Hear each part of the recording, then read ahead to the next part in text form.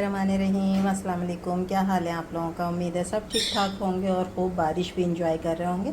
आज बारिश भी हो रही है काफ़ी, तो मैंने कहा कि बारिश की मुनासबत से कोई डिश बनानी चाहिए।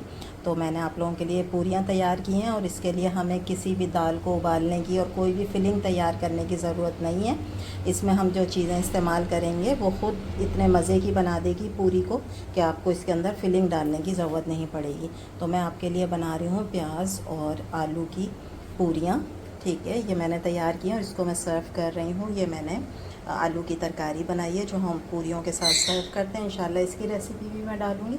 और ये मैंने ग्रीन चटनी बनाई है, उसके साथ मैं सर्व कर रही हूँ। आप जो है इसको दही की चटनी के साथ भी इंजॉय कर सकते हैं, अचार के साथ भी इंजॉय कर सकते हैं और चनों की जो तरकारी बनती है उसके साथ भी इंजॉय कर सकते हैं। बहुत मज़े की होती हैं, सॉफ्ट होती हैं। और ये जो आपको नज़र आ रहा है इसके ऊपर वाइट वाइट, ये देख रहे हैं, तिल भी इसके अंदर यूज़ होंगे। ठीक है, तो ये हमारी आज की डिश है।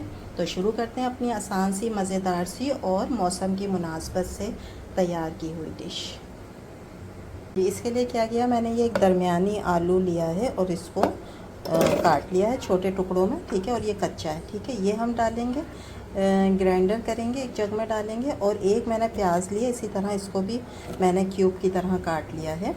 ठीक है, जैसे भी टुकड़े काटने हैं इन्होंने तो पीसी जाना है। तो ये एक दरमियानी प्याज डालेंगे हम।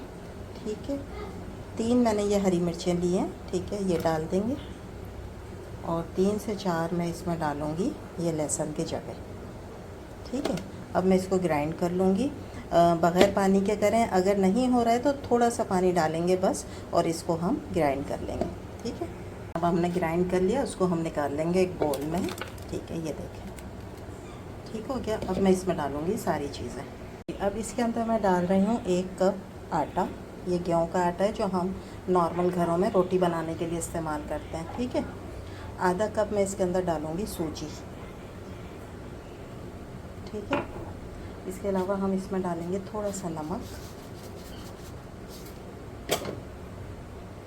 लाल मिर्च का पाउडर 1 टीस्पून, हल्दी पाउडर आधी टीस्पून, ज़ीरा पाउडर, ये भुना हुआ ज़ीरा है उसका पाउडर है 1 टीस्पून, साबुत धनिया, उसको मैंने थोड़ा सा क्रश कर लिया है। ठीक है, ऐसे तोड़ दिया उसको, ये भी 1 टीस्पून, सफ़ेद तिल 1 टीस्पून। ठीक है, ये सारी चीज़ों को मैं अच्छी तरीके से मिक्स करूँगी इसके साथ, और जैसे हम आटा गूंदते हैं उस तरीके से इसका आटा गूंदेंगे। ठीक है, अब ये इसी में ही पूरा आटा गूंद जाएगा, लेकिन अगर आपको लगे कि नहीं इसमें पानी की ज़रूरत है तो फिर थोड़ा थोड़ा सा पानी डालकर आप इसको आटे की तरह गूंद लिएगा। ठीक है, ये मैं गूंद लेती हूँ पहले अच्छे तरीके से।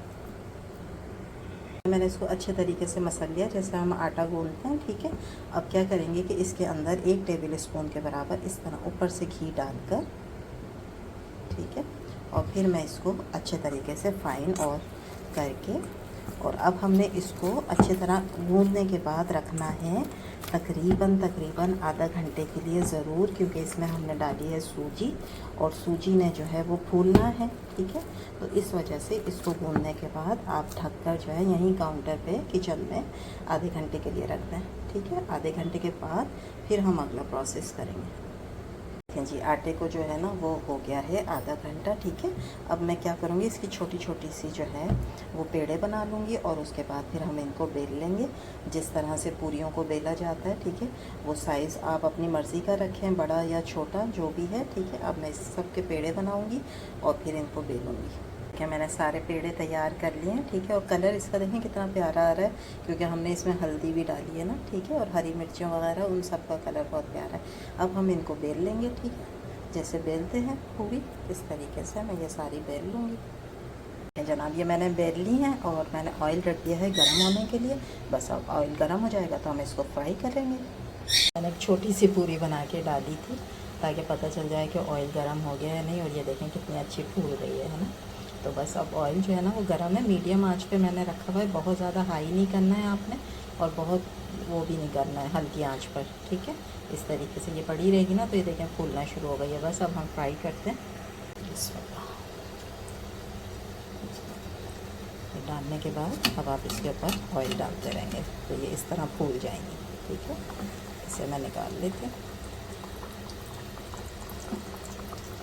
और इसके ऊपर आपने इस तरीके से ऑयल डालते रहना है। ठीक है, ये सारी सबको ही आती है पूरी बनाना तो खैर। ठीक है, तो इस तरीके से आप इसको फ्राई करना है और अच्छा गोल्डन कलर जब आ जाए तो इसको आप निकाल लें। और इस तरह मैं सारी फ्राई कर लूँगी। ठीक है, ये देखें फूलना शुरू हो गई ना। इसके ऊपर जब डालते हैं ना इस तरीके से तो फिर ये फूल जाती है। ठीक है, बस अब ऐसा फ्राई कर लेते हैं। जी माशाल्लाह से हमारी जो है वो डिश तैयार हो गई है। जो हमने प्याज और आलू से पूरियाँ तैयार की थी, ये सारी पूरियाँ तैयार हो गई और इसको मैं सर्व कर रही हूँ। ये मैंने आलू की तरकारी बनाई है जो हम पूरियों के साथ खाते हैं उसके साथ, और ये ग्रीन चटनी है उसके साथ मैं इसको सर्व कर रही हूँ। आप लोग जो हैं वो दही की चटनी के साथ भी सर्व कर सकते हैं और अचार के साथ भी सर्व कर सकते हैं। तो ये थी हमारी आज की डिश। उम्मीद है आप लोगों को पसंद आई होगी। पसंद आई है तो लाइक करें, शेयर करें, सब्सक्राइब करें। इंशाल्लाह कल फिर हाजिर होंगे एक नई रेसिपी के साथ। जब तक दें इजाज़त, अल्लाह हाफिज़।